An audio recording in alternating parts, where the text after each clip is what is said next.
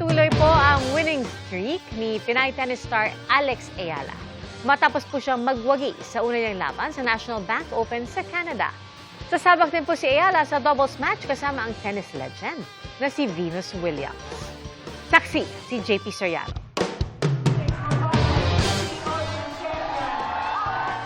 From USA to Canada. Agad sumabak sa panibagong laban si Filipina tennis ace Alex Ayala.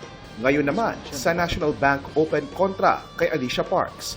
Unang set pa lang nagpakitang gilas na si Ayala. Oh, what a way to finish the opening set.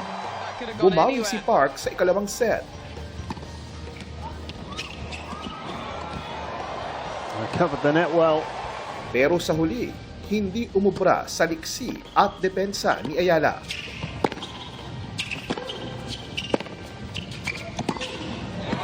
Oh, beautiful tennis. Matapos ang tatlong set, nanaig si Alex sa score na 6-1, 4-6, 6-2. Nitong Enero lang nang talunin ni Park si Ayala, dahilan kaya maagang nalaglag noon ang ating pambato sa Australian Open sa Melbourne. Makalipas lang ang ilang buwan, mas malakas na Ayala ang nakaharap at nakagapi ngayon kay Parks. The Washington champion brings her winning run to Canada.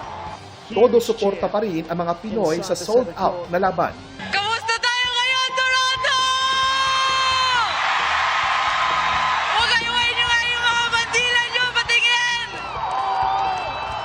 Full on ang Ayala Niña sa loob at labas ng court. Nagmistulang pistang Pinoy ang buong stadium sa dami ng mga kababayan. Sa mga booth naman kasamang ibinebenta ang Pinoy food gaya ng adobo with rice. Kabilang sa libu-libong Pinoy na nakabase sa Canada at todo suporta at cheer para kay Ayala, sina Honey at mga kaibigan niya. Ang Pinoy rin na si Christine, maswerteng nakapagpa-picture at pasay ng tennis ball kay Ayala. I am eternally grateful. I mean, I just came off Washington, so I really feel like this is a celebration. Maraming salamat mga kababayan. Mahal ko kayong lahat. Di nagpahuli sa pagtutok ang mga nandito sa Pilipinas. Maganda yung game, no? Tapos si Alex kasi parang anak ng bayan niya. That's why we're all proud of her. Sobrang nakaka-inspire po sa atin as Pilipinos po. Ang paghanga kay Ayala ni Kapuso comedy genius Michael V. ibinuho sa pagbuo ng digital artwork tribute. 15 minutes lang daw ginawa ni Bitoy ang digital sketch na ipinost online. Napamura at napaiyak ako talaga dahil napakalaking achievement nung nagawa niya para sa, well, not just for herself, kundi para sa bayan natin. Nakaka-proud talaga.